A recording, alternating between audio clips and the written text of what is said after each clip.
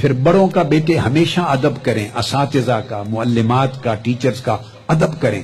اب آج کے کلچر میں ادب جیسے نام کی چیز نہیں رہی یا کم ہو گئی ہے۔ میں بیٹے میرے ٹیچر تھے ڈاکٹر بشیر احمد صدیقی، پروفیسر تھے۔ میں جب اسلامک سٹڈیز ڈپارٹمنٹ میں پڑھتا تھا میرے استاد تھے۔ پھر جب ریٹائر ہوئے تو ان کو میں نے اپنے ہاں وائس چانسلر اپوائنٹ کیا۔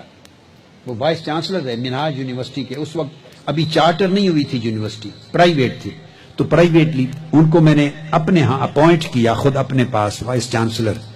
لیکن جب گھر مجھے ملنے آتے تھے، میٹنگ میں بلاتا تھا یا آتے تھے، تو جب ڈرائنگ روم سے اٹھ کے نکلتے تھے تو میں دوڑ کے ان کے جوتے اٹھا کے سیدھے کر کے رکھتا تھا، اور منہاج القرآن کی ساری قیادتی منظر آنکھوں سے دیکھتی تھی اور جوتے چھیننے کے لیے چپکتی تھی۔ میں کہتا تھا نہیں آپ کے نہیں ہیں، میرے استاد ہیں بھائی، اللہ مجھے جو بھی رتبہ دے دے یہ میرے استاد ہی رہیں گے، تو میں ان کے ادب کو کبھی بھولنا نہیں چاہتا۔ ادب رکھیں، والدین کا، اپنی ٹیچرز کا، بڑوں کا، چھوٹوں پہ شفقت اور پیار اور محبت رکھیں، خونی رشتوں کے ساتھ صلہ رحمی اور نیکی کریں، اونچی آوازیں نہ کریں، عبادت کا ذوق پیدا کریں۔ یہ ساری چیزوں میں جتنی کہ یہ تقویٰ ہے۔